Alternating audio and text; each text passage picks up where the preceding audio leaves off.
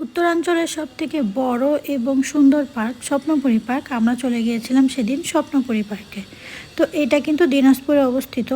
তো এই পার্কে কিন্তু একই সাথে বাচ্চাদের রাইড, বড়দের রাইড, চিড়িয়াখানা, বোট রাইড, ভূতের বাড়ি, ফিশল্যান্ড সবকিছুই কিন্তু একই সাথে। সকাল সকাল প্রায় 8টার দিকে আমরা রওনা করলাম এবং পৌঁছে গেলাম 10টা।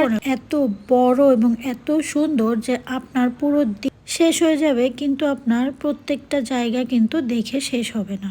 তো আমরাও ট্রাই করেছিলাম সব সাইড একটু একটু করে ঘুরে দেখার, যেহেতু আমরা সেখানে নাইট স্টে করব না, ডে লং থেকেই আমরা ব্যাক করব আবার আমাদের বাসা বগুড়াতে।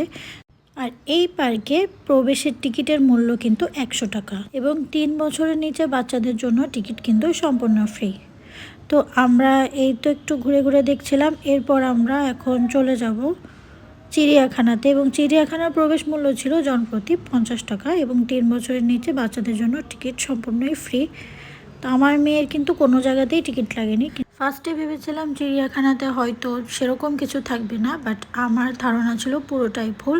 এখানে কিন্তু ভাল্লুক, কচ্ছপ, কুমির, হরিণ, ময়ূর, ভাল্লুক, সাপ, দুম্বা, বানর, ময়ূর সবই কিন্তু ছিল। এবং বাচ্চারা কিন্তু এই চিড়িয়াখানাতে গেলে খুবই উপভোগ করবে। তো আপনারা যদি বাচ্চা থাকে সাথে, তো চেষ্টা করবেন এই চিড়িয়াখানাতে একটু হলেও যাওয়ার। এই চিড়িয়াখানা পুরোটা কভার করতে ভালোভাবে যদি আপনি দেখেন, তো আপনার কিন্তু 1 থেকে 1.5 ঘন্টা টাইম অনায়াসেই পার হয়ে যাবে। তো আমার মেয়ে কিন্তু একটু এই হরিণের মুখে হাত দেওয়ার ট্রাই করছিল, ও কিন্তু খুবই মজা পাচ্ছিল। আর এইখানে যে হনুমানটা, এই হনুমানটার কিন্তু একটা হাত নেই। এখানে লোকের কাছে শুনতে পেলাম একজন দর্শনার্থী নাকি হাত ধরে টান দিয়েছিল, যার কারণে এই হনুমানটার হাতটা কিন্তু ভেঙে গিয়েছিল। তো এখানে হনুমান, বানর এদেরকে খাবার দাবার দিচ্ছিলাম। এই চিড়িয়াখানাতে সর্বপ্রথম আমি কিন্তু দুম্বা দেখলাম। তো তারপর চলে গেলাম সুইমিং পুলে এবং অনেক লেট হওয়ার কারণে আমাদের সুইমিং পুলে নেওয়ার প্ল্যান থাকলেও কিন্তু সেটা আমরা নামিনি। তো এখানেও প্রবেশ মূল্য ছিল 100 টাকা এবং 1-2 ঘন্টা ওখানে আপনার স্টে অনায়াসেই করতে পারবেন। তো তারপর সুইমিং পুলটা একটু দেখে আমরা চলে গেলাম একটু রেস্ট নেওয়ার জন্য।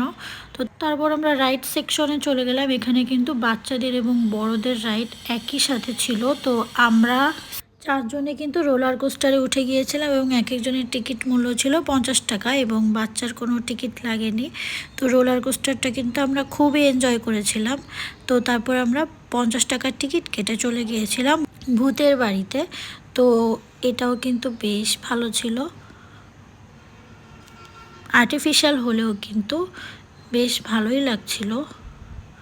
এখানে আপনি একা যদি যান তাহলে আপনি অবশ্যই অনেক বেশি ভয় পাবেন, কিন্তু আপনি যদি টিমের সাথে যান তো ভয়টা একটু কম লাগবে। তো সব কিছু মিলিয়ে কিন্তু এই স্বপ্নপুরী পার্কের এনভায়রনমেন্ট সব কিছু কিন্তু আমার ভালোই লেগেছিলো। আর এখানে কিন্তু দুপুরে লাঞ্চেরও ব্যবস্থা ছিল।